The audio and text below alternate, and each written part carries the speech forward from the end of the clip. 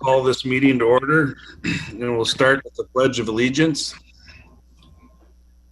I pledge allegiance to the flag of the United States of America, and to the republic for which it stands, one nation, under God, one nation under God, indivisible, with liberty and justice for all. Okay, everybody's had a chance to look at the agenda.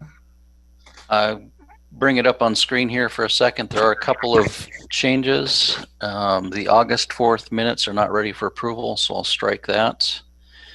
And item 2 under the consent agenda is a duplicate from last week's meeting. So that's a strike there.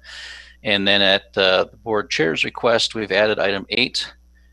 Consider approval of resolution 2041, Houston County COVID-19 contact tracing and public information. What about a resolution supporting letter? Okay. I'll have to write that one on the fly. We don't have it yet. Okay, now we're getting feedback. At least I am, anyway. Yeah, you are. Who, Eric? We all are. I think it's coming, based on the way the circles are lighting up, it's coming through Bob Burns' phone. Okay. So mute me. How do I unmute? From a telephone only, let me double check. I think it's like a *6 combination. Let me do a quick I think look. that's right. I'll mute myself and only come on if I got something to say. Okay. *6. Is that better now? Yep. Yep. Yep. Okay. Well, we'll Okay. talk. We'll just add that. Yeah. Consider approval of resolution in support of Sam Yant's letter contained in response to the Secretary of State's recommendations on the voting. Okay. We'll title it as we go. I'll work on that in the background if I can.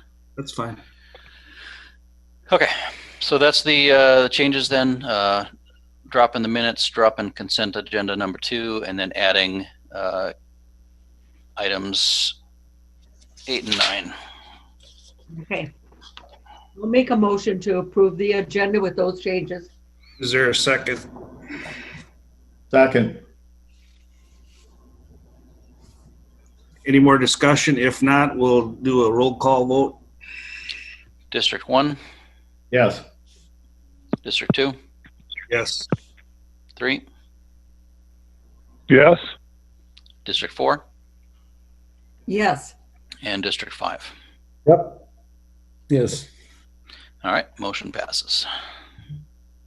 Now we'll move on to approve the July 28th board meeting minutes.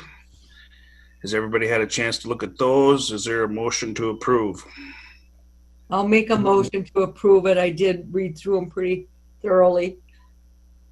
I'll second it. Any more discussion? If not, we'll proceed with the roll call. District 1, Yes. District 2, Yes. District 3,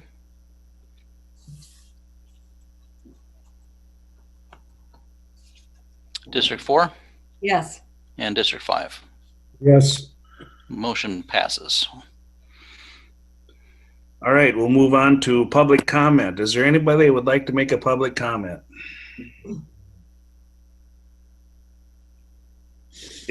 If not, we'll proceed to the COVID-19 update from Public Health. John, are you on? I'm on. Good morning, commissioners. Good morning. So a couple of things that I'll point out. As of yesterday, we had 40 confirmed cases in Houston County. I mentioned at our Public Health and Human Services Committee this morning, you may have noticed that our numbers have seemed to bob around a bit. we're at 39, we're up to 42, we're back down to 40, 39. I think that is a result of quality case investigation. Some cases are, well, first what happens is positive case is identified and then it's assigned to a county. And through our process of case investigation, we come to find out that that person is not a resident of Houston County. Sometimes that isn't quick enough to be able to make those adjustments with MDH prior to them posting updated numbers at 11 o'clock each day on their situational update.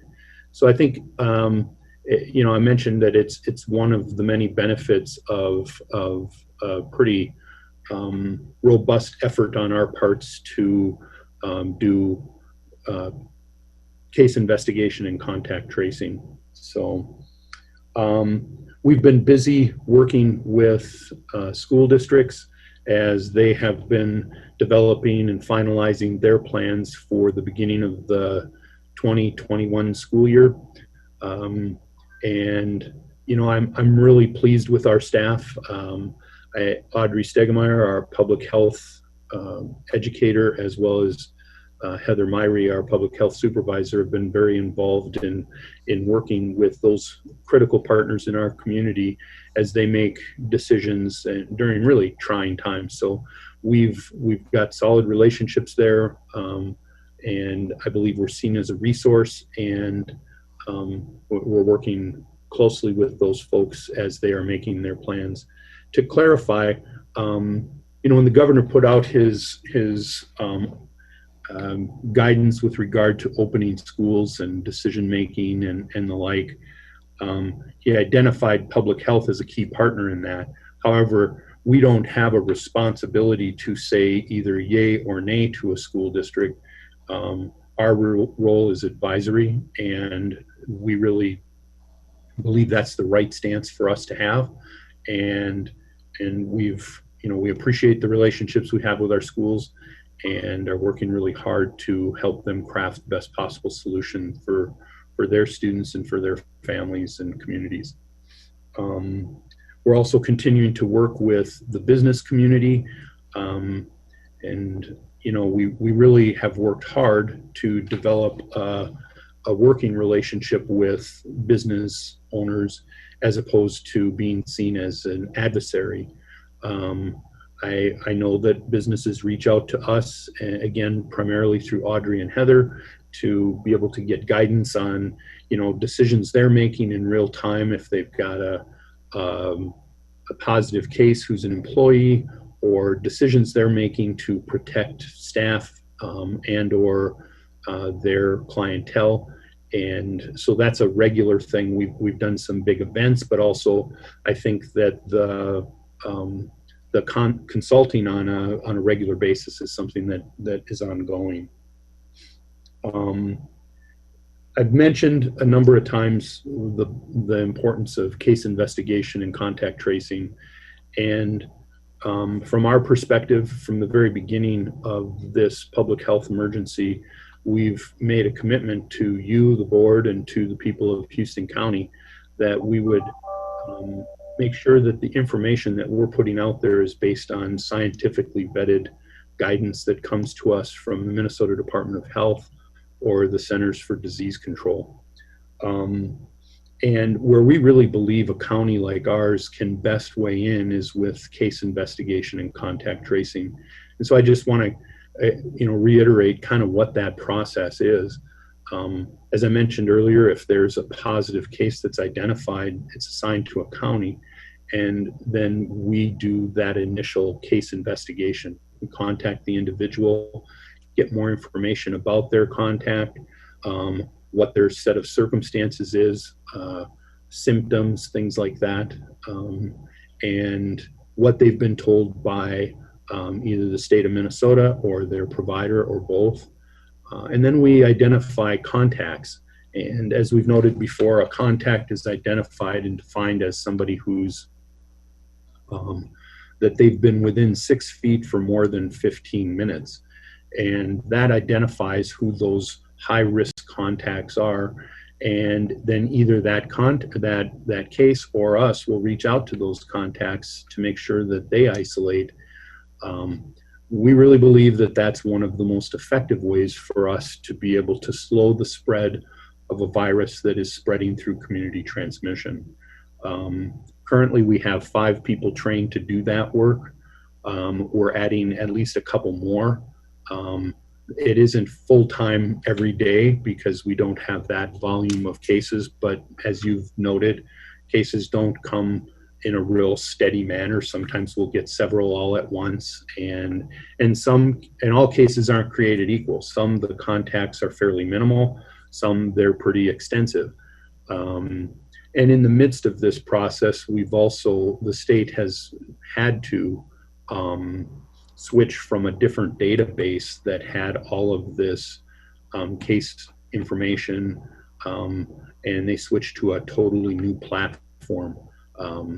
And so we've navigated that as well. It's a different kind of a little bit of a learning curve to make sure that we're using this new system.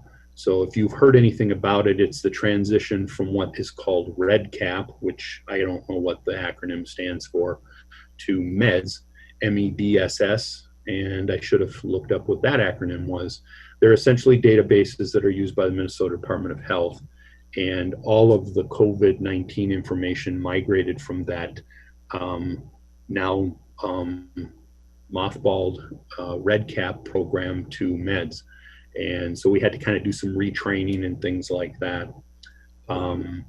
Anyway, so just to let you know, we really believe that our efforts are best spent in preventing the spread of this virus by doing good case investigation, making sure that we know where these cases are, and giving them good guidance, as well as identifying contacts. I would also say that our staff go above and beyond. The state of Minnesota also occasionally does contact tracing and case investigation for us and others. And I would say that our efforts exceed what the state does. I know multiple times Audrey has circled back with people who've been identified as positive cases, checking in on, where are your symptoms? Are you ready to be released from quarantine? Things like that. So that's been really kind of the central point of our response to COVID-19. So, do you guys have any questions? With the contact tracing, do you do it in person or do you do it over the phone or that kind of, how does that? Most of the time it's done over the phone. Okay. And, sometimes that is done also with the person who is the case.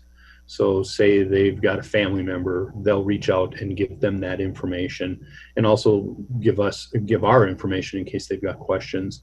Then there's times we'll do follow-up and the like, but I believe most of that work is done via the phone. Okay. I noticed that Heather just sent the update here at 9:19. There's now 42 cases and 0 are hospitalized and 39 cases are recovered. So that extra detail of information, that's helpful. Yeah. Yes. So that is today's update, and that'll go on the situational update at 11 o'clock with the state of Minnesota. We had a couple of cases that were hospitalized, so we're pleased and happy for them that they're no longer hospitalized.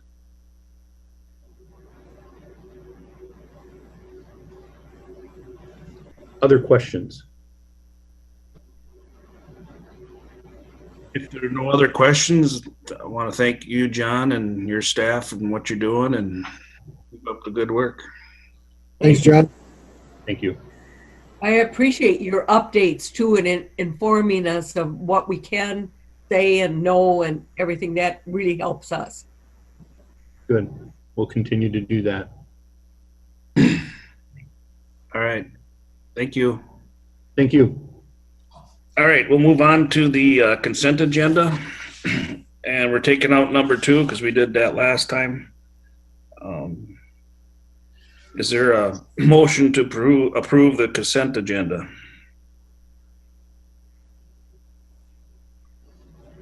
I'll make a motion to approve it. Is there a second? Teresa seconds it. Any more discussion? If not, we'll proceed with a roll call vote. District 1, Yes. District 2, Yes. District 3, Yes.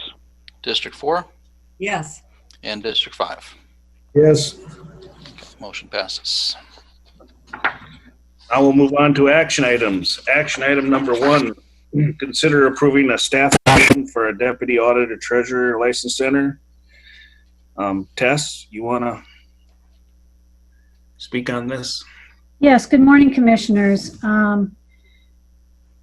We are proposing that we add an additional position to our license center at this time as we are facing staff shortages. This person will allow us to start doing, with the addition of this person, we will are looking at cross-training our staff in both the license center as well as cross-training this individual into some of the back office duties, more traditional duties, if you will, of the auditor's office. We see this additional staff as being short-term as we are planning. This is in more of our planning for replacements, if you will, as we go forward, as staff rotate in and out of that office through retirements, et cetera. And but it's critical that during this time we actually have staff in there who can be trained by other staff. And it's very important that we start with the license center with a full staffing as the state moves into its new training module as well. And so we see this as being some overlap, but as we have attrition through time, we'll look at going back to analyzing our staffing levels at that time. But this time we're highly recommending it. I think we've seen clearly a need also during the additional duties of the auditor with elections that we've had to add temporary staff. So this may impact that going forward. We'll see how we do. Maybe we won't need as much temporary staff, but it's needed at this time, and I highly recommend it. It should be noted too that this was discussed at our personnel committee, and Absolutely. it was recommended by the personnel committee to do this. I think it's important that we add this position to make sure the license department can be operating efficiently and handling the backlog of work. And we need to keep that office a-going, so. This a full-time person? Yes, Commissioner, it is. I think we talked about it at our workshop about the need, and we turned it over to the personnel committee to do the background check on it. Jack? I would just like to emphasize that as we move forward here, that we have a structured method of cross-training and a real resolve to do it, rather than, I mean, I've heard cross-training 100 times. I'm not sure how much of it has actually been accomplished. So I'd like to see who's going to be cross-trained, when they're going to be cross-trained, and then a notification that they are cross-trained, so that we don't just give lip service to it and go on and then hire again. Absolutely, Commissioner. I fully agree. I think the initial training will be in the license center. That will take a few weeks. And of course, we all keep learning as we go. But as the initial training is completed and we see where we are with staffing, as far as returning to the office, as well as other potential vacancies, if you will. We will be training people into those areas. And I agree, we do need a plan and a roadmap of getting there. That's a lot easier to follow than just an oral commitment to it. So I will work with the department head on that. Thank you. Finance Committee is recommending this too? Or not the finance, but the Personnel Committee? Yes, we are. Yep. It hasn't been discussed at the Finance Committee, No. so we'll add it. Can you tell me how much this is going to affect next year's budget, just from the finance committee point of view? I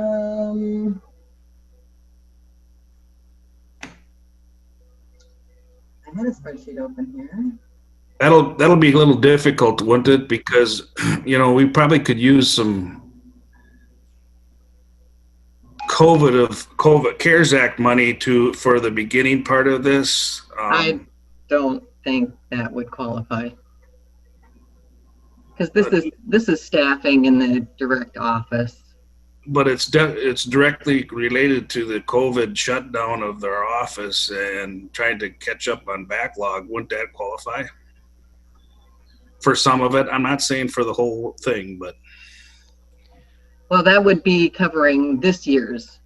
Right. But for next year. Not for next year, no. Right. Yeah, it's possible. My question was next year. It would run around $60,000 most likely.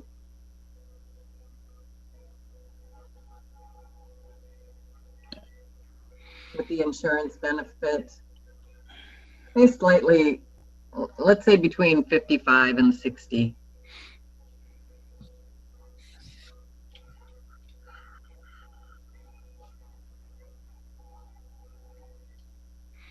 Any other questions? If not, is there a motion to approve this addition?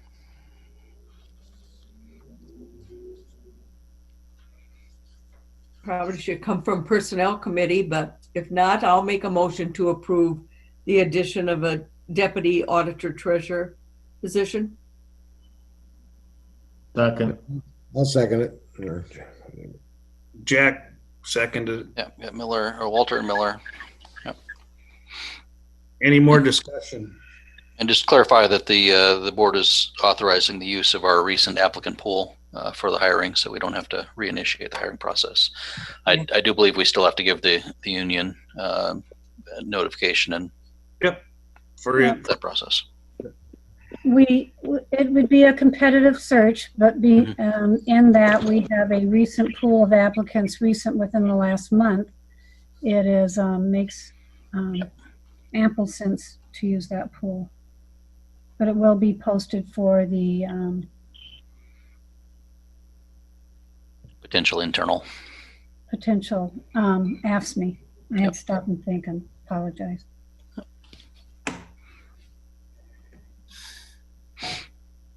Okay. Any more discussion? If not, we'll proceed with roll call. District 1, Yes. District 2, Yes. District 3, Yes. and District 4, Yes. District 5. Yes. Passes. Okay, now we'll move on to action item number 2. Consider approval of contract with the DDA for market analysis wage study test.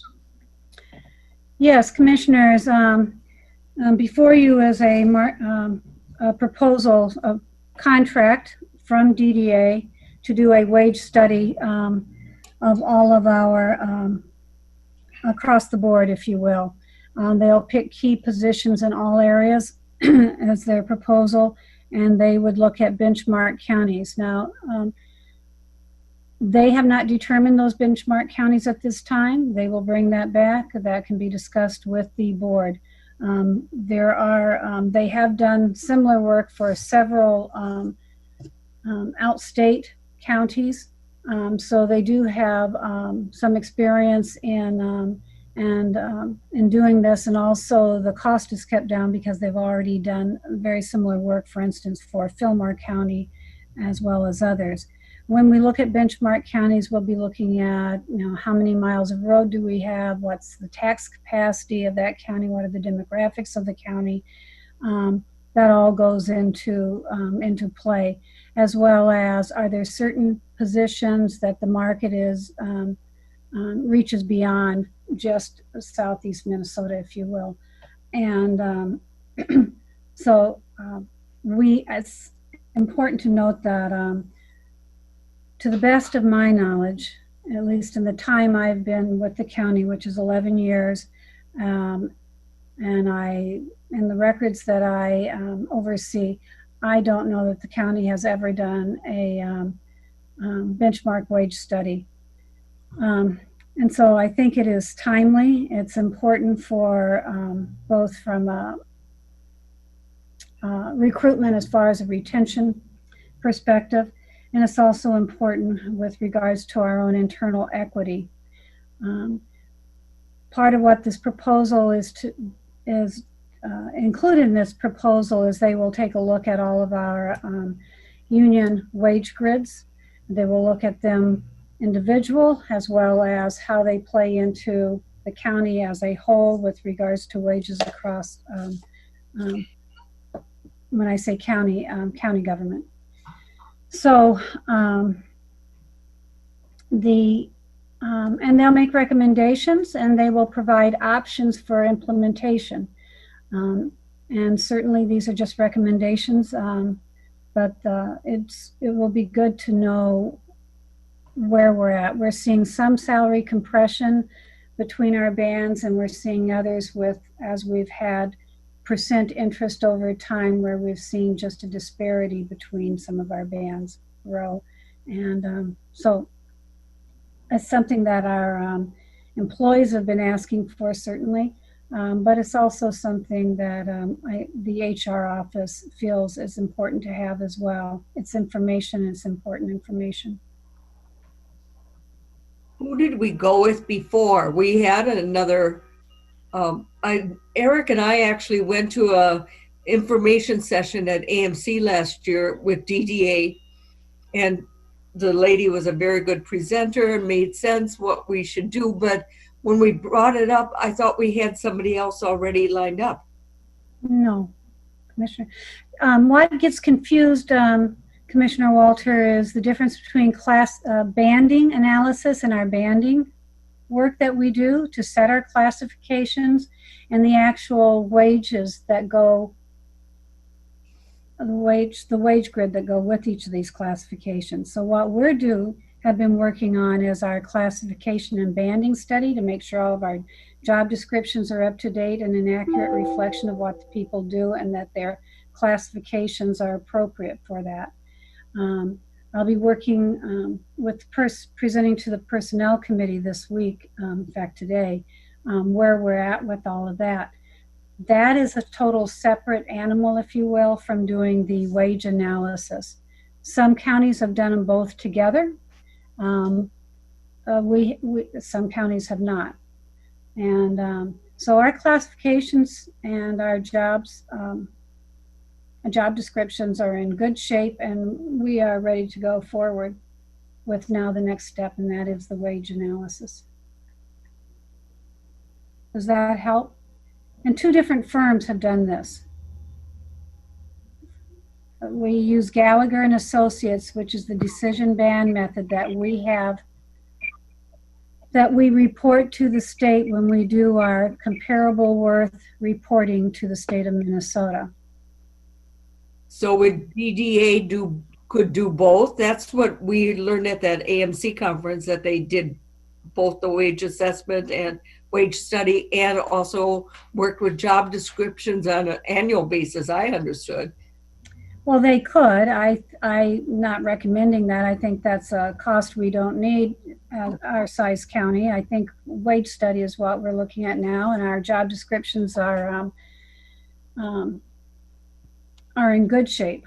So it would, we've How much already, is it going to cost for them to do a wage study? pardon me?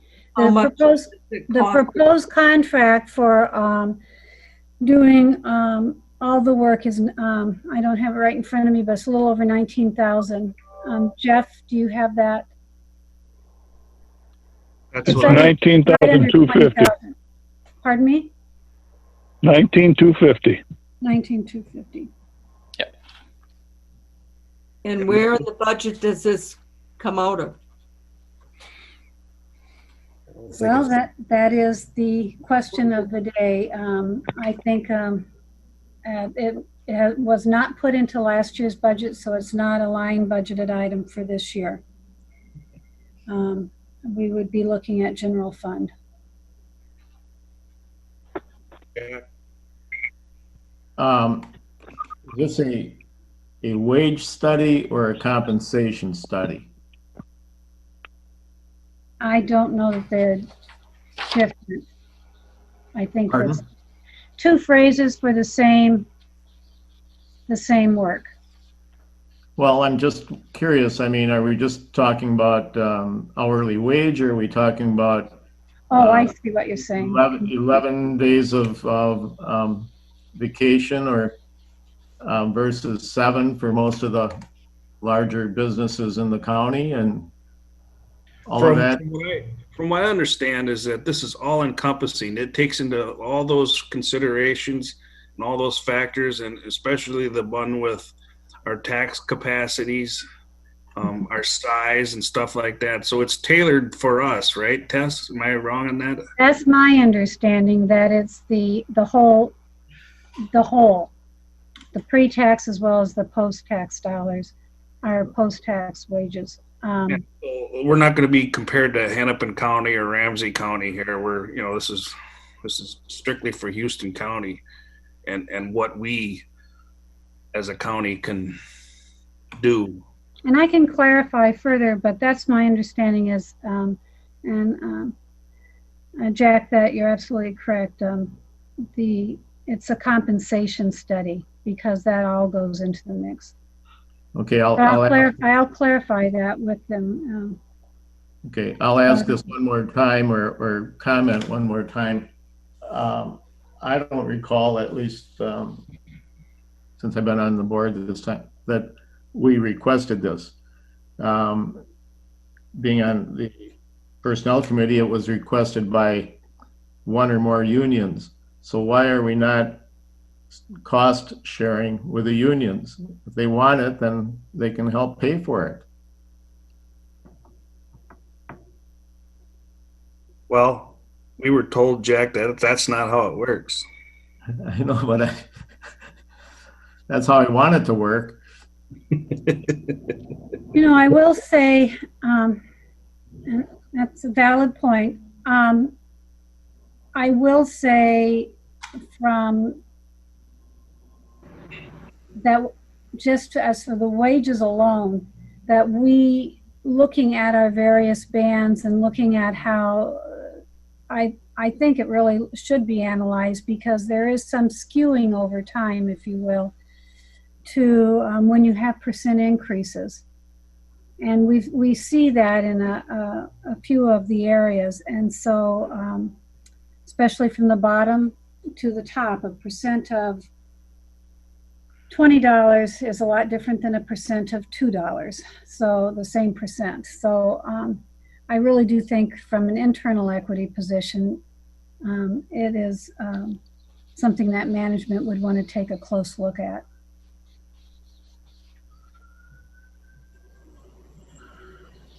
And I wouldn't want to wait till the time we have a comparative worth issue with our state reporting to do that. I think it's proactive to do it up front.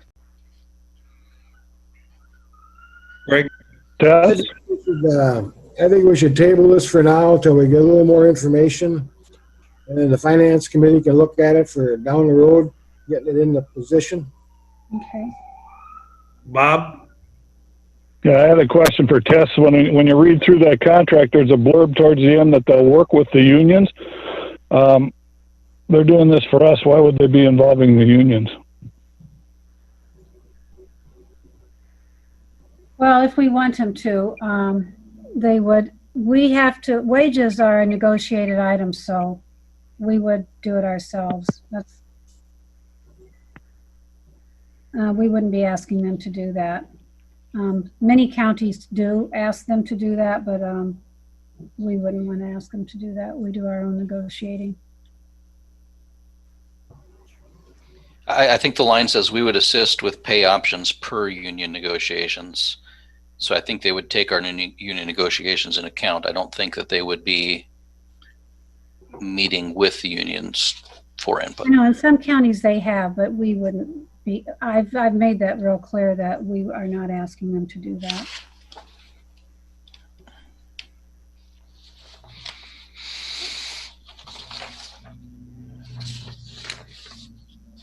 Anybody else?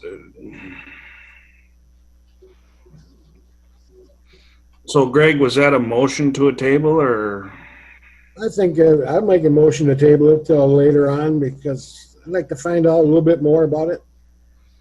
What else would you like to find out about it, Commissioner? If we got to fund the whole bill, or is the union going to pay some, or how's that going to work? And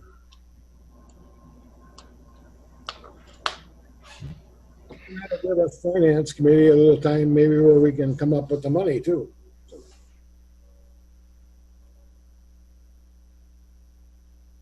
The table, is there a second to that? I'll second. Any more discussion? I think it needs to be done. I really feel that this is a real important from what I've learned about it, but I do think that we have to watch our money very closely right now. And this would be another 19,000 to the budget. So maybe the finance committee should look at it a little closer where we could get the money. Yeah, I'm fine with that. But I'd like to get this looked at quickly so we could act on it one way or the other, because we are just starting our labor negotiations, so we need to have some of this information. So I think we should do it too. It could be a double-edged sword. I understand the concerns of that, but I do like the fact that they take into account our situation in Houston County and our tax capacity and, population and workload. So what does Carol and Bob think?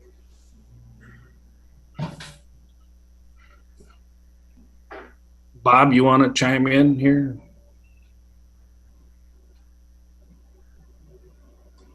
Now that I'm unmuted, from my perspective, it was 19,250 that we didn't have budgeted. So I know we're not sitting too bad as far as the budget right now. I have concerns about what the state of Minnesota is going to do to us later. I've been talking about that quite a bit.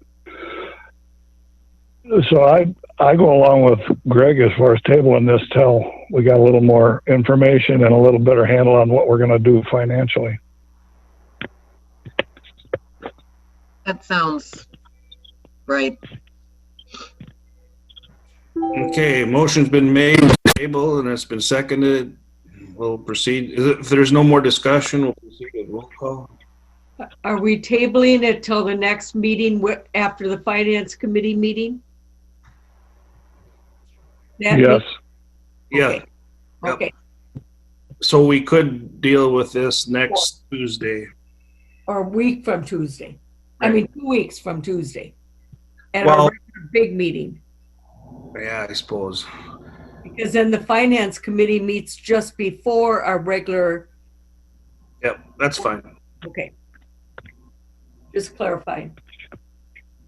Is that okay with you and Bob and Greg? That's good with me, unless they want to do it sooner, we can do it too. Whatever works for them. Works for me. Okay, we'll proceed with roll call. District 1, Yes. District 2, Yes. District 3, Yes. District 4, Yes. and District 5. Yep. Passes. Okay, we'll move on to item number 3. Consider a low bid offer for crack filling for Houston County Airport and Highway 26, County Highway 26. Thank you, Tess. Brian, you want to bring this up? Yes, so we would like to do a crack filling project at the airport and on County 26 between Money Creek and Rushford.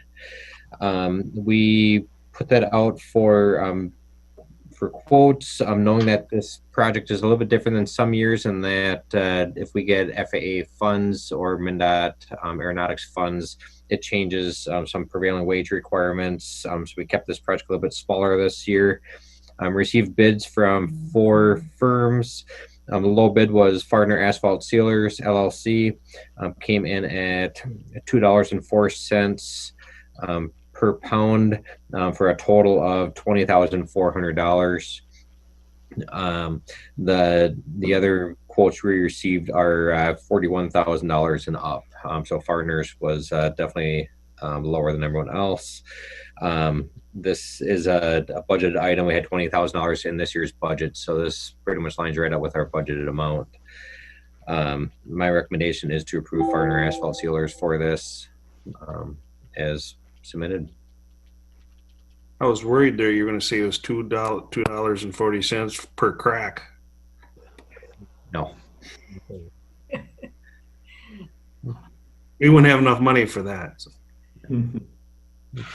All right. Make a motion to approve Farner for the crack filling of the airport and County State Aid 26 portion. Is there a second for that?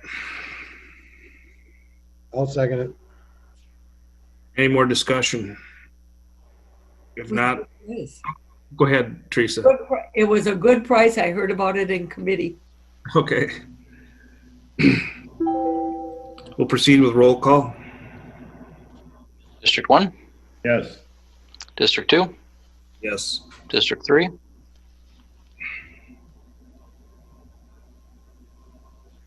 District 4, Yes. and District 5. Yep. Bob, you're unmuted. Oh, back to muted. Okay. All right. Motion passes. Yep. We'll move on to item number 4.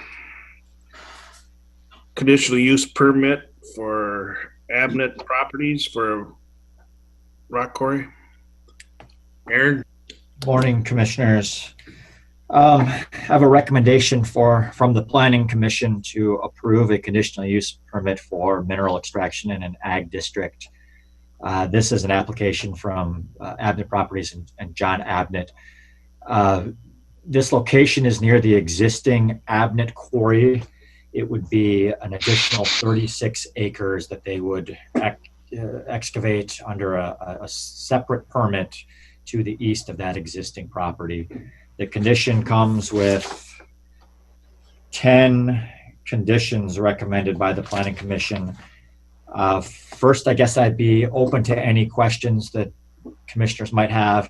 And then after that, I would like to readdress one of the findings with you all briefly this morning.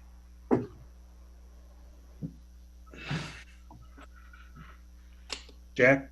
Yeah. Aaron, I'm just curious. I've not personally heard any, but over the years that you've been with Houston County, have you had any complaints about the current operation of Abnett Quarry?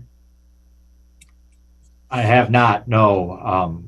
Prior to this application for the new quarry being submitted, we did request information from the operator of the old quarry and conducted an inspection of the facility. And it was substantially in line with all the ordinance requirements.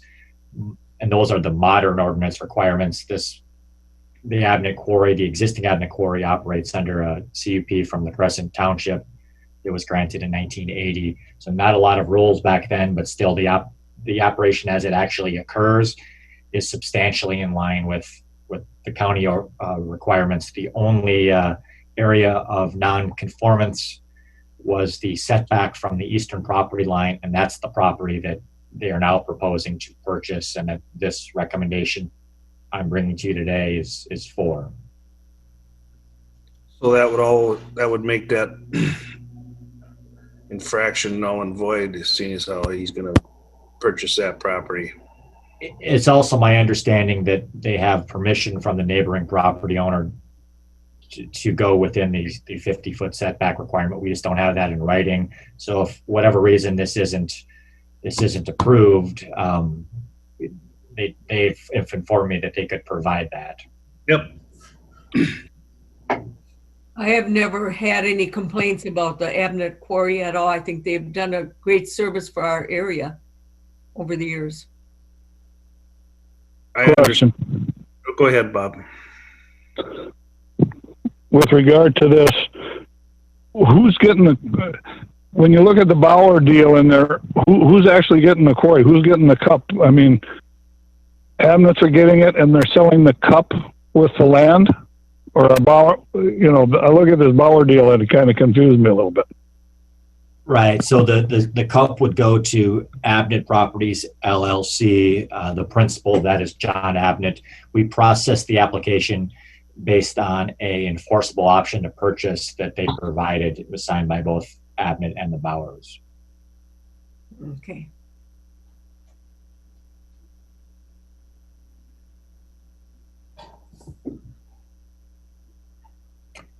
If there are no additional questions, we had a technical issue with the recording of our planning commission meeting, which is why I'm asking you to, as a board this morning, to weigh in on one of the findings. In your packets, you saw that the planning commission made findings, included in those findings is requirement number 10, that the conditional use will not be injurious to the use and enjoyment of other property in the immediate vicinity for the purposes already permitted. The staff analysis that was provided to the planning commission was that active quarrying is already underway in the area. The surrounding property is predominantly agricultural use and woodland, which is not anticipated to be affected. There are some dwellings located within a half mile of the site. The proposal would allow quarrying to occur further to the east, which may have effects on properties east of the location. In particular, the request would allow quarrying closer to the existing dwellings on Turkey Valley Lane. The board should consider the following when assessing potential impacts on these dwellings. Setbacks required by ordinance performance standards are met. Standards for noise and dust are applicable. Federal guidelines for vibration exist, and the board can require adherence to them as a condition. The board can limit hours of operation as a condition. So in our ordinance, we have a minimum setback from an existing dwelling of 1,000 feet, and the proposal meets that 1,000-foot setback. The state has requirements on noise that would be applicable in this case. The state has requirements for dust that would be applicable in this case. The federal government has standards for vibration, which the planning commission is proposing as a condition of approval. And the planning commission also set proposed hours of operation as well as proposed hours of blasting. So the question that I'm asking you to weigh in on is, given that the proposal is meeting local, state, and federal standards, is that sufficient to prevent injury to the use and enjoyment of other property in the vicinity or not? The planning commission provided the following analysis. They said the state standards are sufficient. They said blasting has occurred for 20 years. Federal standards are satisfied and adequate. A comment in opposition said that the windows have already been broken at a nearby home. And then one additional comment said state standards are sufficient. The vote on that was 4 yes and 1 no.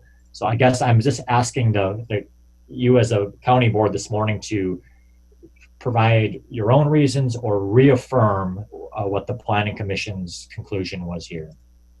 I don't think that number 10 condition needs to be in there. I don't see the point of that. Just to clarify, this isn't a condition on the grant of the permit. These are the standards that we're required to use to determine whether a conditional use permit should be granted or denied. So there's 15 standards we go through. This is number 10 of the 15. They're just standards. They're not a reason to deny it or approve it. Clarifying it. So that Yeah. was a condition, Aaron, that what you just, about the enjoyment of the surrounding whatever? It's not a condition that was put on above and beyond what's required by ordinance. These are the standards or the findings of fact that are required to be made when we consider a CUP. So normally I bring them to you and I ask you to make a motion to, your motion include adopting the findings the Planning Commission made. So really I'm asking the same thing here, but I'm just asking you to specifically reaffirm this one. That they follow state, federal. No, don't think of it in terms of a condition above and beyond. Think of it instead as a criteria that we have to use to make a decision on the permit.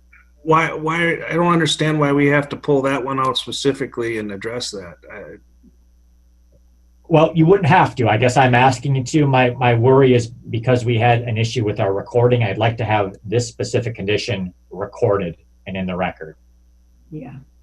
So I'm not asking you to change what the Planning Commission did. I'm asking you to consider reaffirming it, and that way we'll have a recording. This was really the only one that was debated at length by the Planning Commission. And for that reason, I'm recommending that you reaffirm the reasons that is provided you that the Planning Commission came up with, or provide your own reasons why you think it's sufficient. Aaron, do you want that in a separate motion from the board, or do you want that rolled into the motion to approve the conditional use permit? I think if we just had discussion on it right now, and then we rolled the motion to accept the findings the Planning Commission created, we would be covering our bases. Okay. Aaron, are you in agreement with the decision by the four positive votes? It doesn't matter if he is or not. No, but I think we got to go to along. reaffirm this. I'd like to know. When Greg, you're there. Yeah, I think we got to go along with the Planning Commission's recommendations. And And simple, Yeah. and simple as that. Okay, so I make a motion. And the main problem was it did not get recorded at the Planning Commission, and now it's on record with our meeting. correct, yes. If you simply redo what they did and we get a recording of it, that's all I'm looking for. Yes. So, I'll make a motion that we go with the Planning Commission's recommendations. Could I, Commissioner Meyer, could I suggest that motion be accept the findings created by the Planning Commission? Sure. We can put that in there. Motion's been made. Is there a second? I'll second it. Any more discussion? I would like to make a notation. If this had been denied by the Planning Commission, if it had gone to if the Planning Commission majority had denied this, it would have made a big difference as far as whether it even came before us or not. Right. It still would have come to you because the final action is always done by the county board, but correct. If any one of the conditions the Planning Commission found were not satisfied, then it must be denied.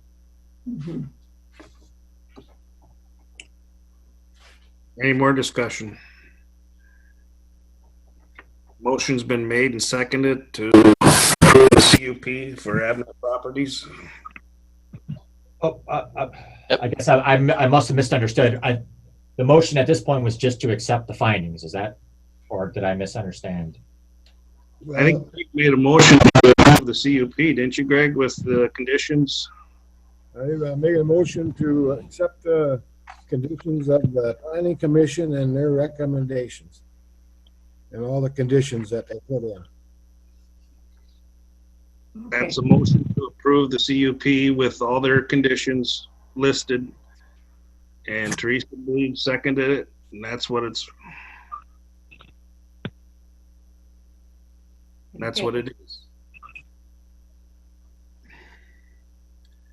Okay. All right, any more discussion? If not, we'll proceed with roll call. District 1, Yes. District 2, Yes. District 3, Yes. District 4, Yes. and District 5. Yes. Okay. CUP approved with conditions and accepted findings of the Planning Commission. Okay, now we'll move on to action number 5. Consider approval of the CUP for a non-farm dwelling for Jesse and Andrea Sylvester, Mount Prairie. This is an application for a home on, non-farm home on less than 40 acres. Planning Commission is forwarding a recommendation to approve. That recommendation contains 2 conditions. Number 1, that the permittee shall comply with all federal, state, and local laws and regulations. And number 2, that prior to the issuance of any permits associated with this application, a deed creating a new parcel similar to the approximate property line outline provided by the applicants will be recorded with the county.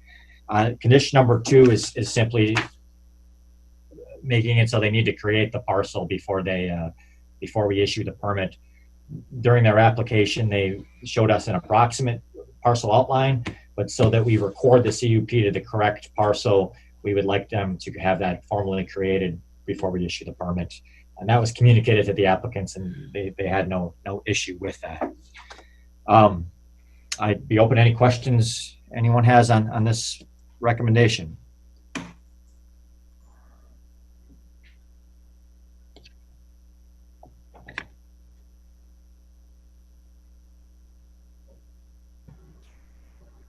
Being there are no questions, is there a motion to approve CUP?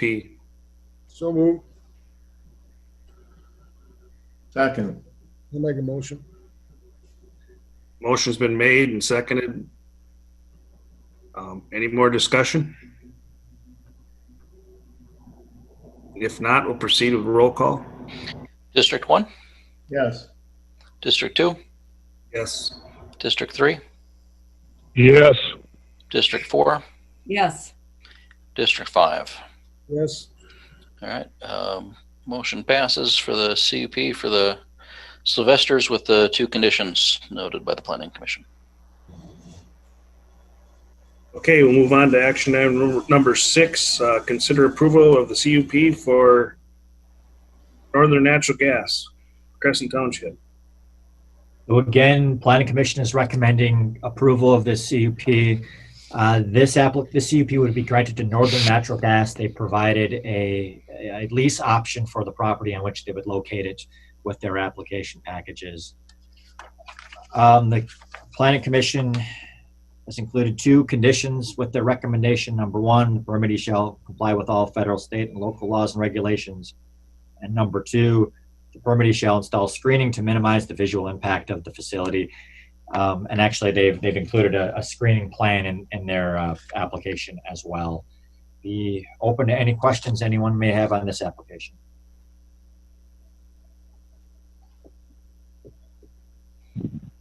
Aaron, I have a question. In reading the issue brought up by the neighbor, suggesting that this be put on the other side of the road, they'd have to then move the gas pipeline would have to go underneath the road to get to that. Do I understand that right?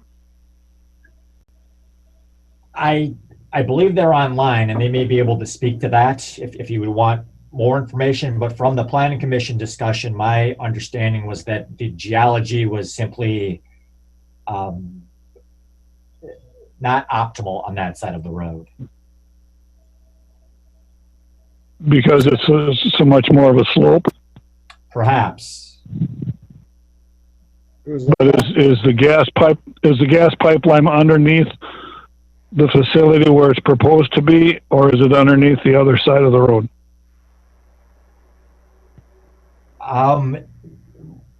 If you would you be open to asking? I believe we have a representative of NNG online here, and they would be better suited to speak to precise location of the gas line than I would. If they can give me that answer.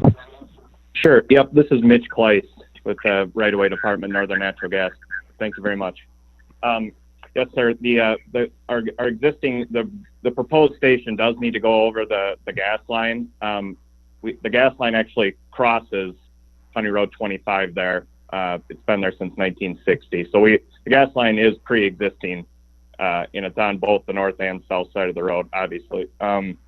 The south side was a proposed location, but like Aaron mentioned, it is quite a bit steeper on the south side, and it would be quite a bit more effort to install it there. And so that is why we reached out to the landowner to see if he would be agreeable to allowing us to install it on the north side, which he was. If we were to go with the route on the south side, it actually would conflict with one of the questions in the finding of facts that dealt with impacting runoff and just because we would have to build that site up so much to compensate for the slope. So the north side actually kind of was a win-win all around. I only asked because of that one neighbor's issue as far as having to look at the facility out their door. Mitch, could you, Sure. And as you're chiming in, could I you think, quickly speak? I'm sorry. Go ahead. Would you be able to quickly speak to your screening plan and how that was developed? Sure, absolutely. So yeah, obviously this is a beautiful area, and we're kind of, these stations, like I mentioned before, do have to be over the gas line, and this is the closest intersection to the city of La Crescent. This town border station will help. It's basically our custody transfer point between where the gas comes off of our high pressure transmission line and enters the distribution system of our customer, who is Minnesota Energy Resource in this instance.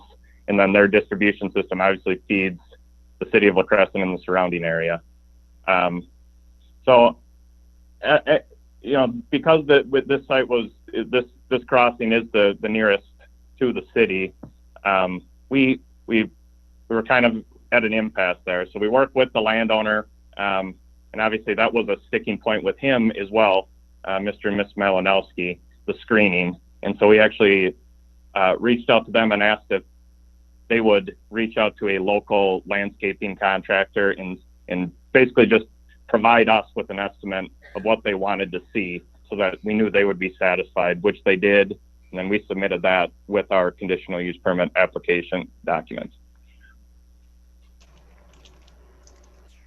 To me, that sounds like a reasonable solution and it makes common sense and a practical location to put what you want to put up there, that it's a switching station, correct? Correct. As long as I now understand that they worked with the neighbor as far as the screening and a landscaper, that answered my question. Thank you. Yes, sir.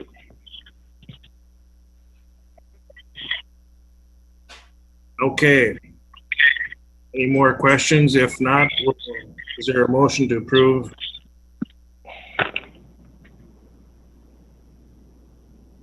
I'll make a motion. Got to keep this moving along, so I make that a motion. Is there a second? I'll second it. And just to clarify, commissioners, your motion includes accepting the findings created by the planning commission and the 2 conditions that are recommended. As always.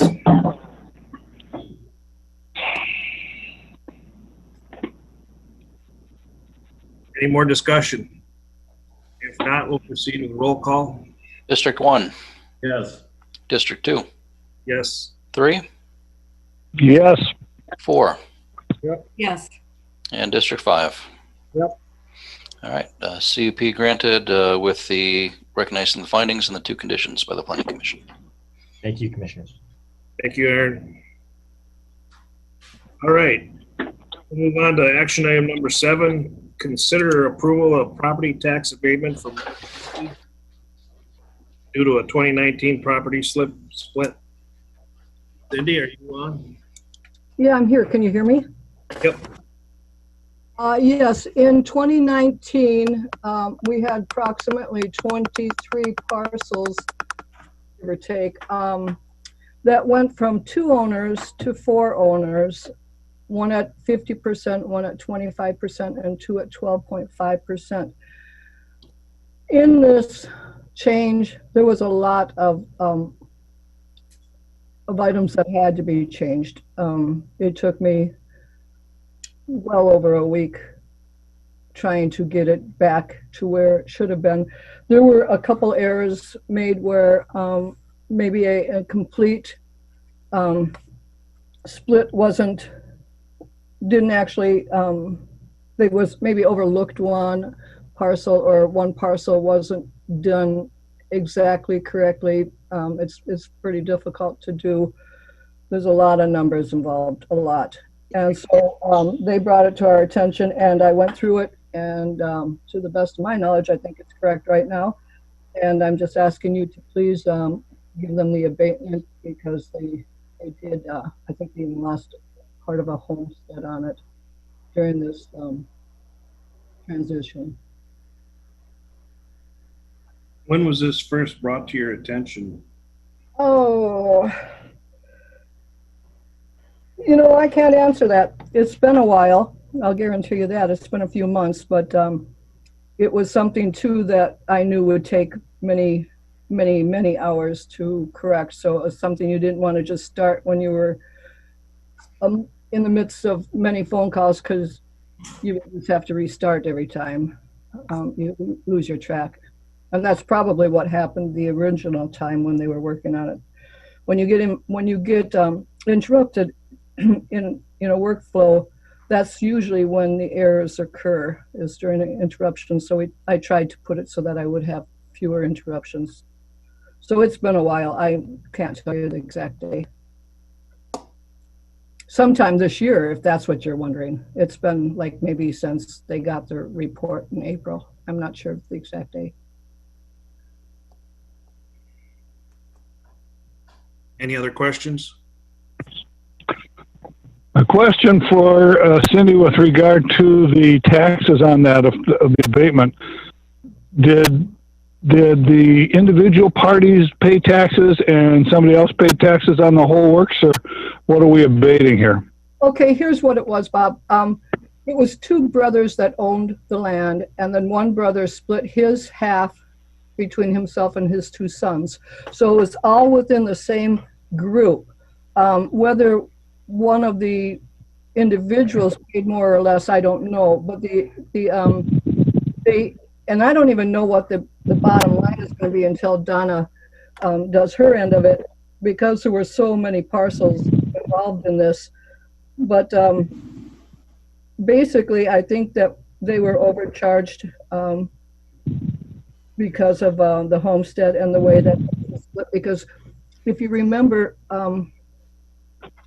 each one of those persons is entitled to, like, I think it's approximately 1.8 million under the first tier for the 0.05% or the 0.5% class rate. And when you don't have it allocated correctly and something gets put under the wrong person, they might push it over that 1.8. And so then an error on one parcel may, in fact, affect them all or more than one. So I can't tell you exactly what that's going to come to. I don't feel it's a big abatement just from what I worked on, but I don't know exactly. I guess my only concern is that we're not abating something, and then that if they overpaid, that's one thing. If we abate and it ends up underpaid, I guess that's what we should ask Donna the question. Oh, that won't happen for that part. Not to my knowledge of what I've seen. There were a couple parcels out of this, a couple records out of the 23 parcels, and some of those parcels had 8 and 9 records each. There were a couple of records that may have been undervalued originally, and by law I cannot bring them up over that. So they may have been actually should have paid higher, but I couldn't correct it on the 2020 taxes. I can only correct them on the 2021. So I don't feel that it's going to go that way because I caught those. Does All that right. answer your question? No, I Yep, that fully, was just a question.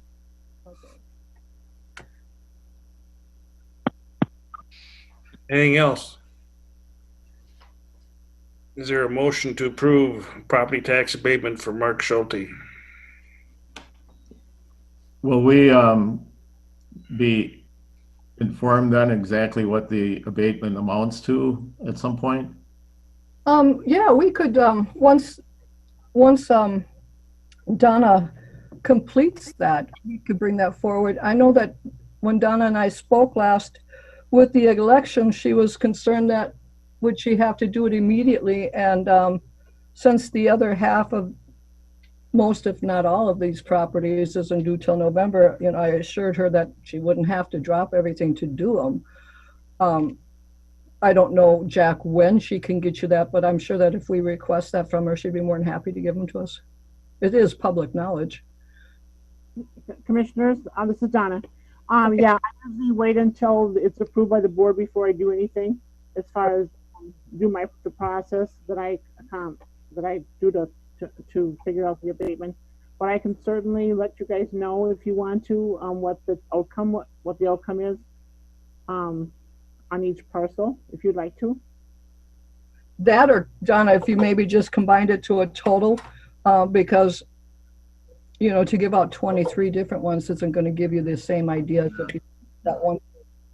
Well, if there's 23 parcels, then I can just, you know, we make a spreadsheet. So we'll just, you know, the outcome, it might be a negative 500, it might be negative 200, you know, whatever the outcome is, I can let you know.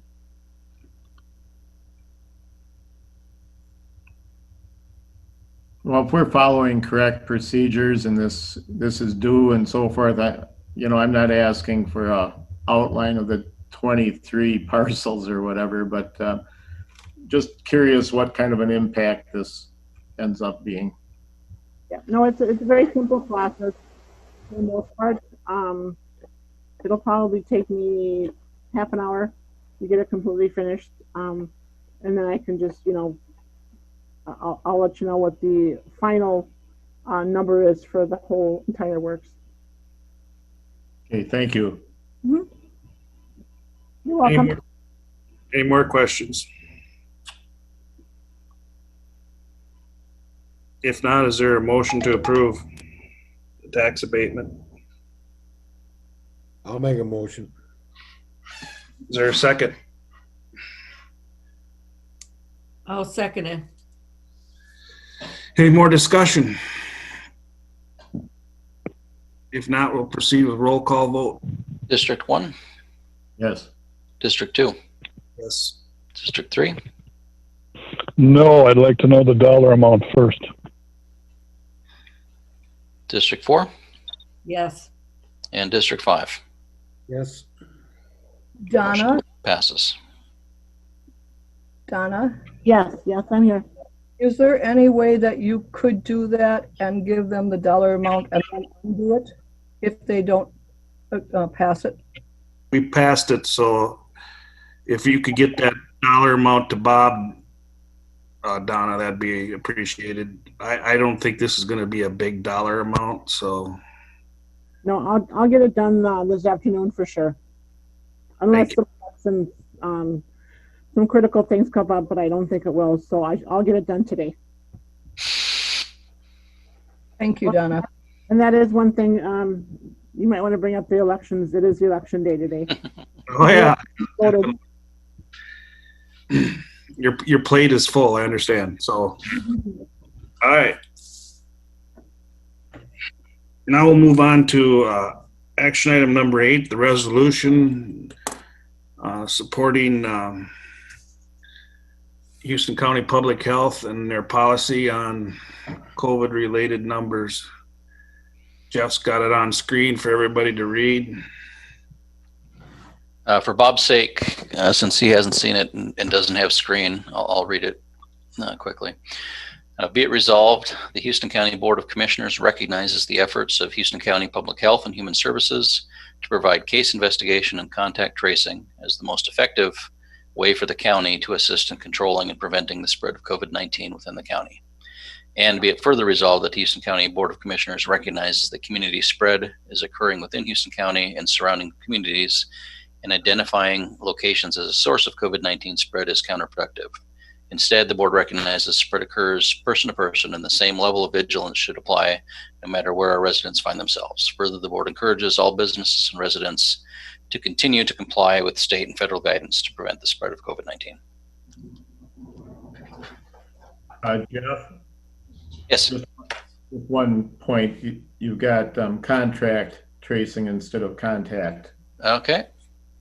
Thank you.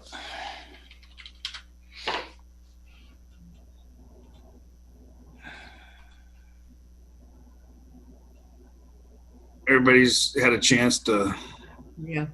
read that and look at that and listen to it for Bob. I think this is important that we show support of our policy here as a county, and I think it's the right policy. The virus has no zip code or address.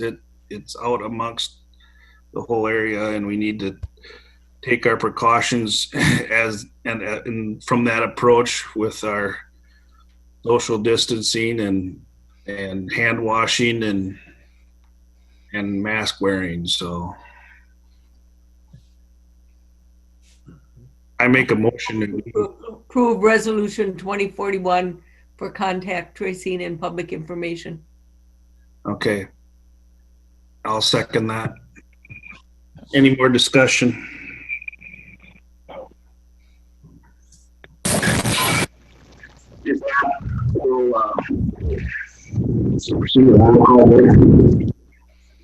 Okay, proceedings roll call vote. A little break up there, but District 1. Yeah. District 2. District 3. Yes. District 4. Yes. And District 5. Yes. Motion passes.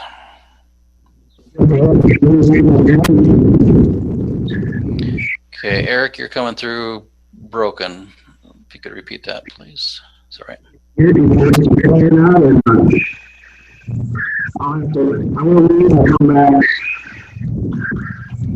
Okay. As he drops off, the next action item that the board added to the agenda was Resolution 2042 in support of the elections and Executive Order 2081. And let me share. Let me let Eric back in the room. I will share that up on screen again here. And encourage editing as I put this together for the board here during the meeting. So essentially, the background on this is that the Secretary of State issued guidance for the election today, and that election guidance does specify that everybody has the right to vote regardless of compliance with Executive Order 2081 or not, but it did suggest that the polling places make note of the name and address of anybody who refused to comply with the mask ordinance and turn that list of names over to the appropriate authorities. Our county attorney has issued a letter to the auditor treasurer suggesting that by doing so could interfere and hinder with the right to vote. And so Chair asked to put a resolution together in support of the county attorney's recommendation. And so that's what we have here. So for the sake of Bob and others on the phone, I'll read through this as well. Whereas the governor issued Executive Order 2081 mandating the wear of face coverings in indoor businesses and indoor public settings, and whereas the Minnesota Secretary of State issued guidance titled Impact of the Governor's Face Covering Executive Order on Voting in Minnesota, which reiterates the requirements for individual to wear a face covering into a voting facility unless they are specifically exempted from the order as a child under 5 or individuals with a medical condition, mental health condition, or disability that makes it unreasonable for the individual to maintain a face covering. The memo directs polling places to do the following if individuals are not wearing a face mask upon arrival. First, inform voters of the governor's facial covering mandate and offer a mask. Second, encourage the use of curbside voting if they're unwilling to wear a face covering. And 3, if a voter insists on voting in the polling place without a face covering, record any violation of the face covering order, but do not prevent the voter from voting if eligible. Whereas the memo continues to direct the name and addresses of a voter that refuses to comply with the state mandate to be recorded and reported to appropriate authorities. And whereas the county attorney provided a response to the county auditor treasurer addressing concern with the potential for the guidance to hinder, discourage, obstruct, and possibly deny the constitutional right of a non-masked citizen to vote, and possibly deny the constitutional right of a non-masked, oh, I've got that duplicated, fix that.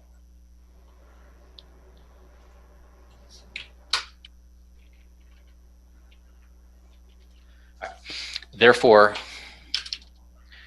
be it resolved, the Houston County Board of Commissioners concurs with the county attorney's concern that the Secretary of State's guidance creates a potential to affect the constitutional right of all citizens to vote, and concurs that the right to vote is so important that we have to be very careful with any perceived chilling, hindrance, obstruction, or denial of the vote. And be it further resolved that the Houston County Board of Commissioners supports the county attorney's guidance to offer non-face covered residents a face covering and take no further action to single out, stop, or otherwise hinder a voter attempting to vote without a face mask, including not making a notation regarding failure to wear a mask because of the implied or actual threat of criminal or civil sanctions for voting without a face covering.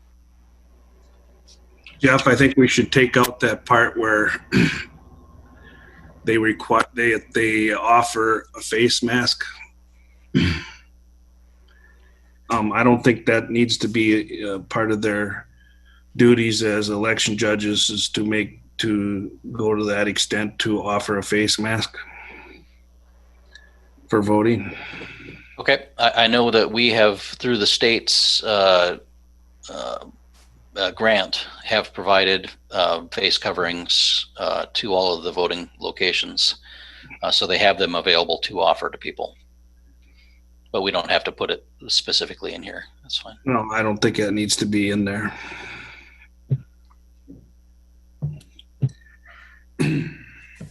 I don't find it to be a problem that we offer. They don't have to accept.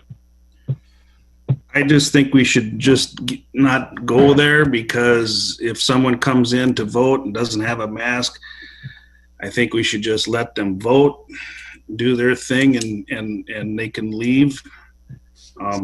You have the potential of having a confrontation if that is being offered, and that's what we're trying to avoid.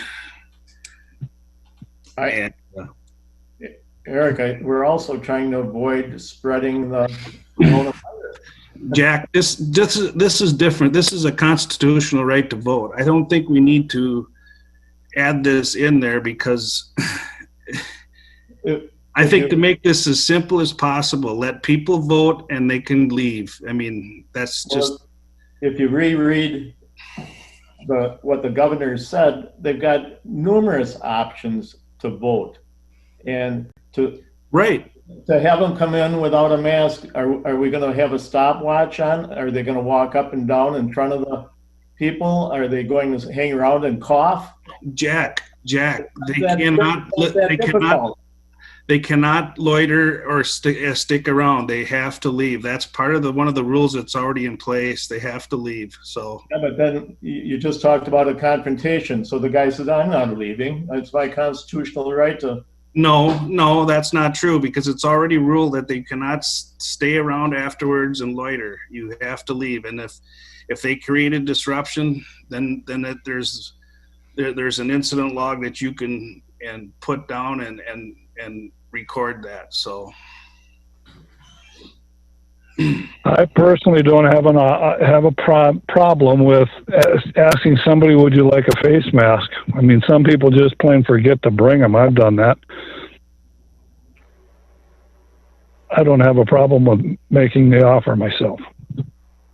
Well, on number 3 of the Secretary of State there, it says to further inform the voter that while they will be permitted to vote if otherwise eligible, their refusal to comply with state mandated will be recorded and reported to appropriate authorities. Now, I don't think that's right. I agree with you there. We don't have to record and report. All I'm saying is I'm okay with saying, would you like a face mask? Don't take their name. Don't report it to authorities. They aren't going to do anything anyway. That part doesn't have to be there, but I'm okay with saying, would you like a face mask? I agree with Bob on that one, and I am working election today from 2 to 8, so I can see offering it because I too have gone places and forgot it, and they offer me one and I use it. But if they don't, we should not be taking names and addresses or anything more. Let them vote, let them leave. Yeah, I agree. Commissioners, this is Donna, and I did let them know at the public accuracy testing before this actually was addressed by Sam, and I told all of the clerks and judges to, that they will have masks available because we did give them masks for the election, as someone here has stated. So they will have them on the table so they can take one if they want, or they can offer them up if they want to. And I think maybe that is okay, but in my opinion as well. But I did not tell them at the time to record it in the incident log. So whether some do it, I did send out to the clerks this whole letter from Sam, so they do know that, what I expect of them.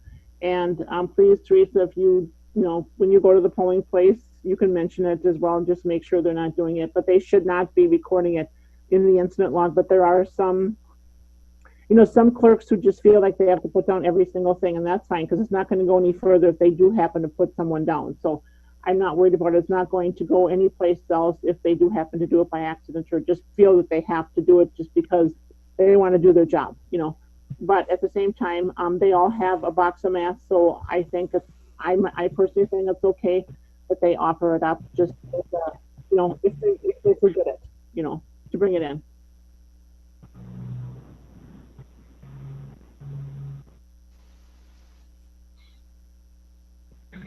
That said, I'll make a motion that we approve Sam's letter. Note that we aren't taking names and addresses, or at least turning them in, and that we would offer masks if just as a courtesy to offer that we have them available. Second. I'll second that. Okay, so to clarify, approve resolution 2042 with for those that can see it, with the highlighted text included. So it's going to say offer non-face covered residents face covering. And take no further action to single them out. So to offer it, and if they deny it, then that's it. Yes. That's right.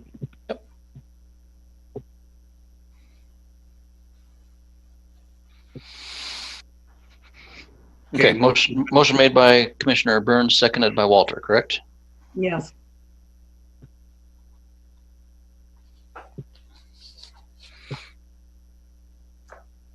Teresa seconded, correct? Yes. Yep. Any more discussion? No. I did make myself a red, white, and blue face mask to wear today.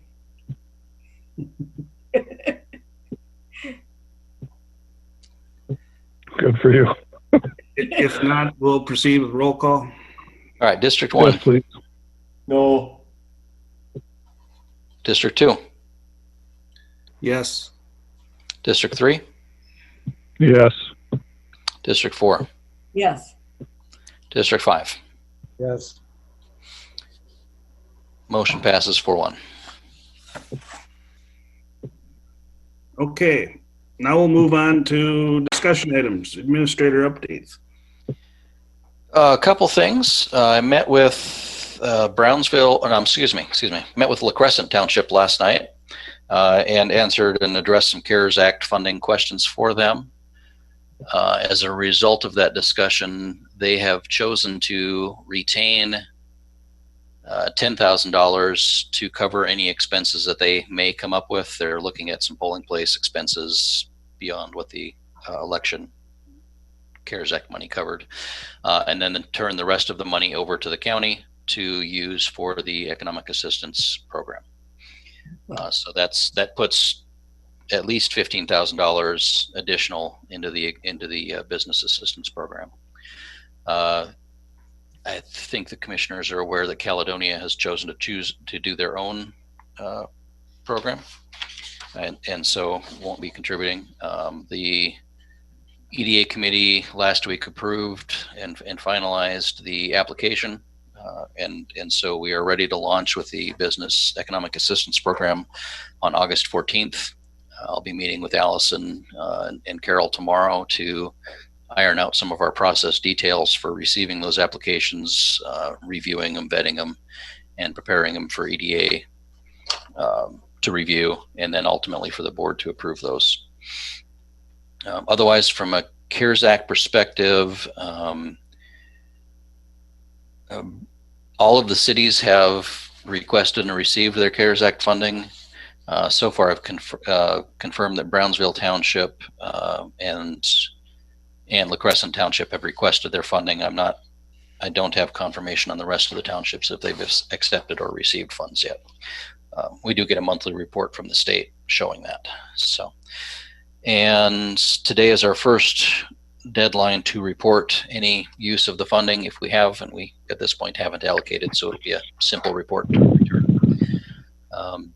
And then at next week's workshop, I'm hoping to have a overall CARES Act funding plan laid out for the board to consider, and that way we can start prioritizing some of the other projects that we could possibly apply CARES Act funding to. So some of that would be potentially be salaries of public health, public safety employees, or a portion thereof. Some of that might entail the additional support that we've hired for driver's license services. We have had a request from the schools for some funding. I will go back to them and see how that the latest executive order addressing school openings added an additional $250 million across the state for schools. So I'll go back to our local school districts and see how much of that is they are receiving and how that affects their ask. And then we're exploring a few more other options of things to apply CARES Act funding towards. I think John addressed a few of those with the Community Services Committee this morning. So more on that next week. I think it's important, Jeff, that we concentrate now our efforts. We've kind of got this community business one done. Yep. We need to concentrate our efforts on what we're going to do in-house with this money. So. Yep. That's what I want to work on now that I'm back. So.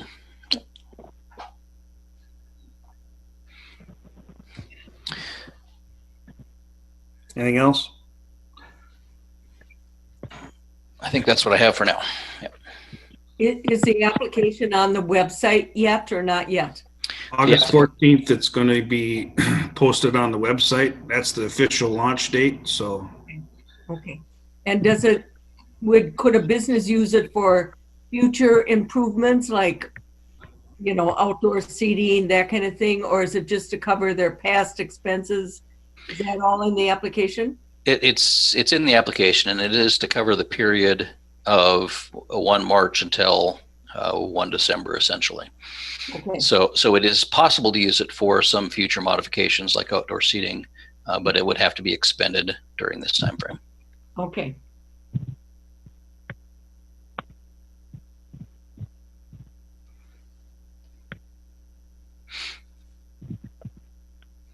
If Jeff is done, can I bust in? I gotta go. Yep. And I got a pickup I have to make. I just wanted to make one comment. Eric, you were at La Crescent for the paint pickup, and I was there in the afternoon. I would like to make sure that we thank Al's Concrete, Bruce at Al's Concrete, for allowing us to use their parking lot. It really made a difference as far as the flow of traffic and getting things moving, so we weren't all clustered by the township town hall. So we need to do a thank you to Al's Concrete. Yeah, I was going to do the same thing. It made the flow a lot better. And Bob, I'm curious, did you have a lot in the afternoon or not? 34. We ended up with a total of 117. Okay. Okay. We had like 64 or 65 when I left. So, It was 84 when I got there. okay. So, I left at noon. You got there at 1 or something. So you might have. yep. As soon as A I little left, before, all of little a before sudden, 1. yeah, when I left, there wasn't much going on. So, I must have had a rush at lunchtime. But I got to go, so you'll excuse me, and you guys have a good day. thank you, Bob. Thanks, Bob. Commissioners, this is Aaron. I'm just listening in. I echo that thank you to Al's, and also we should extend a thank you to La Crescent Township, and that they also let us use their facility for the other half of that collection. So both of them, some gratitude is expressed, I guess, from my office, and I'd encourage the board to publicly acknowledge them as well. Yep, that's appreciated.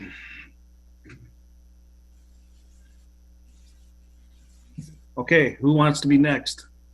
Greg? I had a SEMCAC meeting last night, and they had their cookout for the summer, and it looked like an awful good meal. It was up in Casson. They got a new Head Start person hired, and they got $1 million for some COVID expense they're going to spend, and they're doing quite well for the year of COVID. Their budget's really pretty good shape, so got quite a nice group of people down there that work hard on that. Yep. Was that $1 million for them, for their organization, or was that $1 million to put towards programs? It was $1 million to their organization to put into certain programs. Okay. They sure know how to get the grants, because boy, they got them all over, but might not last long. Better get them while they're there. Well, I think with Doug Grout on there now, he knows how to do that kind of stuff. So he's pretty good at that. They gel so well together. I mean, they just complement each other back and forth. And I mean, it's a real nice knit group. Mm-hmm. Yeah, I'm impressed with Doug. He's a very professional and knowledgeable. He follows through right away. Yep. Yeah. Anything else, Greg? And then we need to get that advisory board together to get this solid waste straightened out too. Aaron is working on that as far as specifics of what we're trying to work on. Move forward from that. I guess that's about all I got for now. Okay. Jack? Had a Hiawatha Valley Mental Health meeting. Mentioned at our committee meeting that they're struggling with the inability to meet face-to-face with clients, especially those that have serious mental health issues where over the phone just isn't doing it.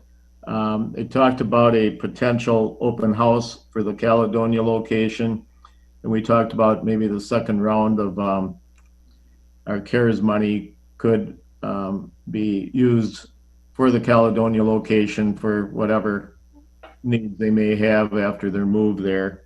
Had an ECB meeting yesterday, the regional radio committee. I guess maybe the most important thing for Houston County is that there's going to be a group meeting to discuss communication with Iowa by radio because of our shared border.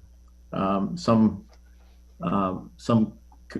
communities have already worked that out, and I don't know how we're doing with. We had an equipment grant of $17,000. I don't know, Jeff, if you know anything about how or if we've spent that for our department. The 17,000 grant, are you referring to the E911? Yeah. Yeah, that's all work that we've contracted with Schneider to perform to address E911 addressing. Okay. I am working with Brian Swedberg on a grant application for radios. And so we're reviewing that and working on putting that together. I don't know, while you're doing that, Jeff, I don't know if you've in contact at all with Judy Enderly. She'd certainly have a lot of information on available grants and procedure. So. Absolutely. Yeah. And I think we've discussed with the board in the past that most of the radios that we have across the county, not just the sheriff's department, but were all purchased at one time under a grant at the time for upgrading radios. And the majority of those radios are reaching their end of life cycle. So it's something that we definitely need to be incorporating into our budget planning is a replacement strategy for those radios. Sheriff's Department has been doing that as they've been acquiring new radios to go into the new vehicles, but the handheld units are dropping like flies. Batteries are dying and things. So it's time to start a good solid replacement program for that system, and we'll try and leverage as much grant dollars as we can towards that. All right. The only other thing, Eric, would be the personnel committee have begun contacting or meetings with the AFSCME and the 49ers unions, and really nothing concrete yet. We're in the early stages. Yep. Yeah. That's all I've got. Okay. Thanks, Jack. Teresa? The only meeting I had was extension meeting, and that's a very pleasant meeting. We are moving forward with showcases for just the people. I think Rebecca said we had like 14 families that were going to present their animals or for review and judging, and it's very small, selective, safe operation from what it sounds like.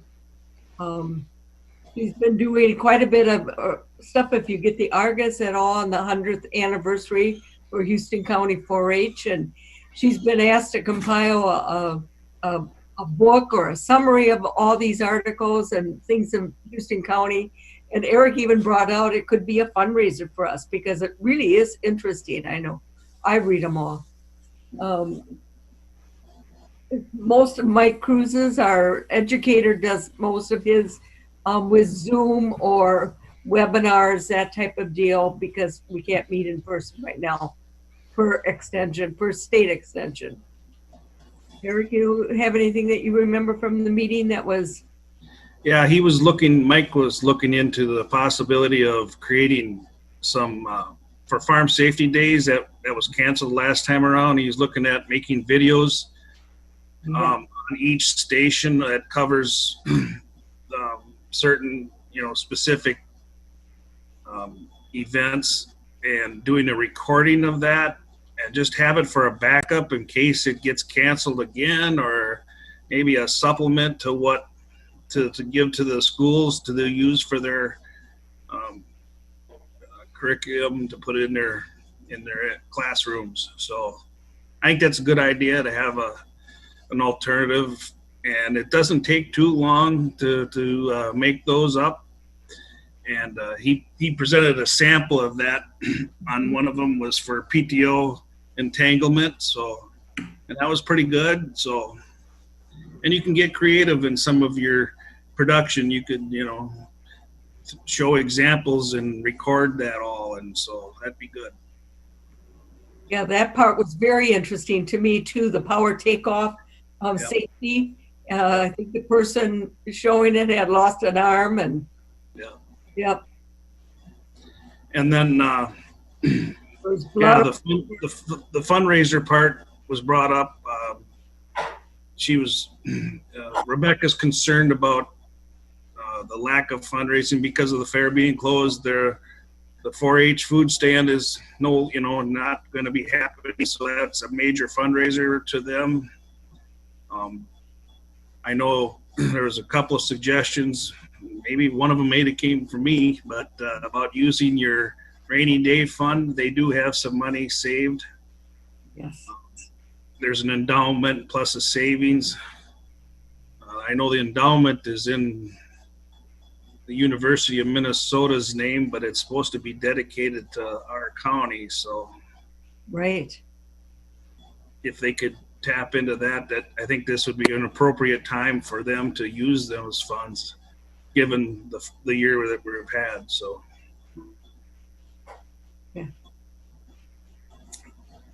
Anything else, Teresa? No, I'm working election today, so I'll let you know how that goes next week. It should be small in our township, actually, and I am going to be gone from Wednesday till Sunday. So I'm going to miss the EMS and Workforce Develop Zoom meetings this time, but they do know about it. Okay. Last week I had a water planning meeting, first one since March. We had it up at Caledonia over by the DNR garages, had it outside. We needed to conduct a meeting because we needed to move some money around from our clean out pond to the push up pond fund. So we did that and made that official to move that money over to there. And let's see, what are some of the other things was discussed? They did some infant well test, handed out some of those. They did public health did 2 of them, and soil and water handed out 7 of them. So, and these tests are costing around $50 to $55 now. So, and then it was brought up too about the farm safety 4th grade events and stuff like that, and what we could do differently. So it was kind of the same discussion we had at Extension.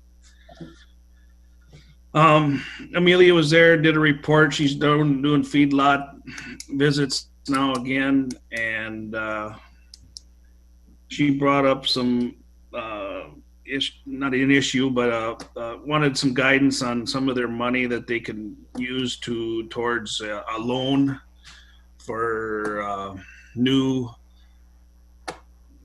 buildings for animal confinement or feedlot situations. And so it was nothing official. We just gave her our guidance or opinions on that. One of the things I want to bring up about this is the Crooked Creek watershed. Those plans have been going on for a long time, and now we're at the point of real frustration. And Arlen Pullman was there, and he's on the Crooked Creek watershed board, and he informed me that they just heard from the state NRCS engineer on their plans, and he picked that plan apart. From the regional engineer had it designed. Cube did a design on it too, and the state guy just picked it apart into Swiss cheese. So they're back to square one again, and they're really frustrated. And I talked to Dave Walters this morning about it, and I wanted to know what we can do as a board to try to get this moved along. And he suggested that we get a letter of support and to get this thing approved. Because right now with the state way they picked it apart, it just doesn't look promising at all.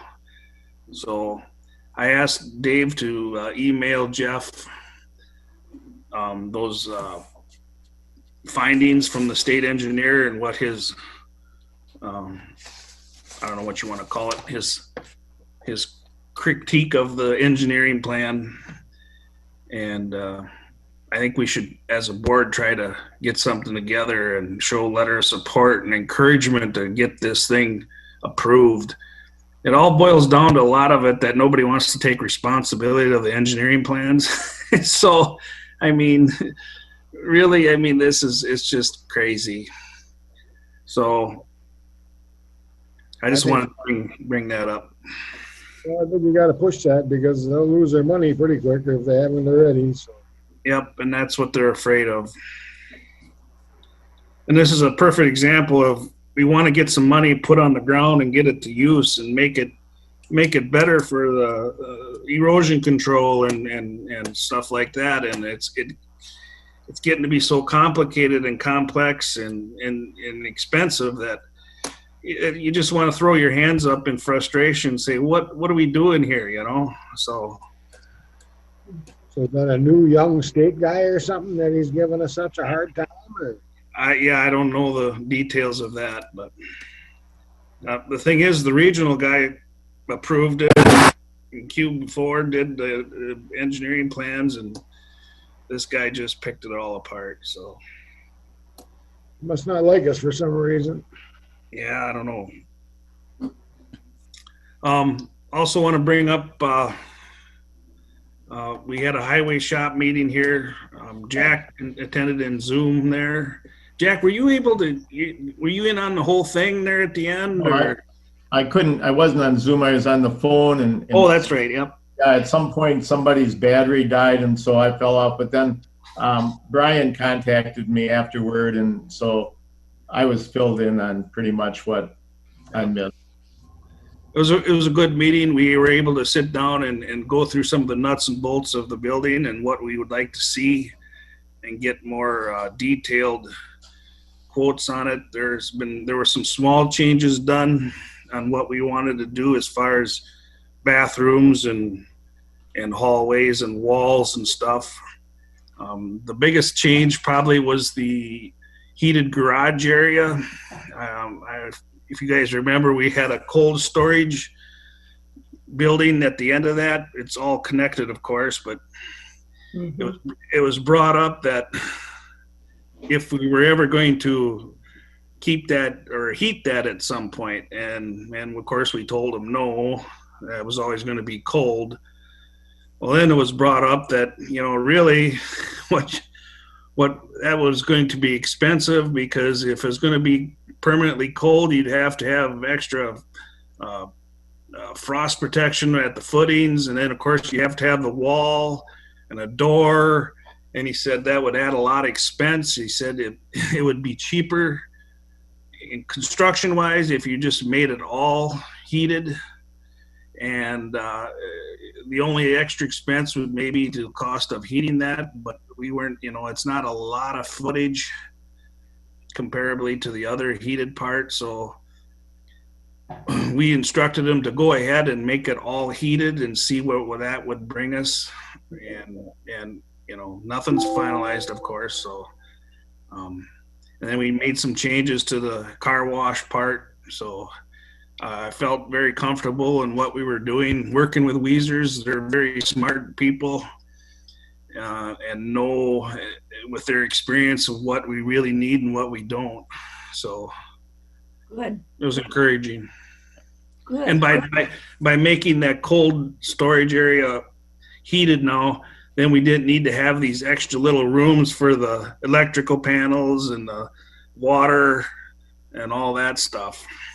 And we eliminated the generator part, backup generator. I mean, that's $150,000. So we didn't think that was necessary to have that. So. Good. Yeah, I've received from Brian a preliminary copy of the contract, and so him, myself, and Sam will review that, and we'll share it with the Highway Committee once we've reviewed it. We also went out to the site and looked at that too, and that gave everybody a good idea. It also was discussed about that for the sand and salt shed. We would like to see the highway department would like to see that get done first, just because the rock shed's full now. They need to get the rock under cover. And then after looking at the site, and it's a pretty flat, level, sturdy site, they thought maybe that's a possibility that we could. It wasn't going to be looked at until the next spring, but given what the location of where it was going, they thought that was something we could do first. We talked about we could do some of this work ourselves as far as the taking down of that impound shed from the sheriff's department. We could do that with our own people. Gary from over there could get some service to work type people to help take that down and move it over. So good. Looking for ways to save some money here and there and not have to bother Weezers and their crew to do some of this small stuff. So We should be able to tear down the rock shed and all that too when we get ready. Yeah, I talked to that with Brian and Pat too about, they got a lull time maybe in September before winter starts that they could, if they get that rock and sand salt shed built and move that out of there, they could have that old shed, tear it down with their own excavator and stuff like that. So that stuff's being talked about and looked at. So Good deal. I guess that's all I've got that I can think of. I know, Jeff, you got a lot on your plate right now already, and I can kind of help with some of that too, as far as getting a letter of support for this Crooked Creek watershed project. Okay. I will, I did get that from Dave. I will forward that out to all the commissioners so you can see what that report looks like. I don't have he didn't have any specific comments on there. He just forwarded it to me. Yeah. Yep. So, yeah, if you want to take a stab at that letter, then I'll review it. Okay. Clean it up. You might be doing a lot of cleanup, but you never know. No pride out of the ship. We'll get it done. And I'm looking forward to getting that CARES Act thing launched here the 14th. I've talked to a few businesses about it already, and they're looking forward to do that and very appreciative. So, Good. Yep. Yeah. Like I told the township folks last night, we don't, we know there's interest. We just don't know if it'll be overwhelming interest or where it'll put us. And so I think the first week or two will be pretty telling on if we've hit the mark with how much we've allocated for it, or if we need to, adjust fire. So. Yep. And we can always do a second round or a third round. It depends on what. But, so. Yep. Good. Okay. If there's nothing else, looks like there's nobody else on. No, our participant list has dropped significantly from the start of the meeting. Okay. Is there a motion to adjourn? I'll make a motion to adjourn. I'll second it. Greg seconded. Any more discussion? If not, we'll have a roll call vote. District 1? Yes. District 2? Yes. District 3 is gone. District 4? Yes. District 5? Yes. Motion passes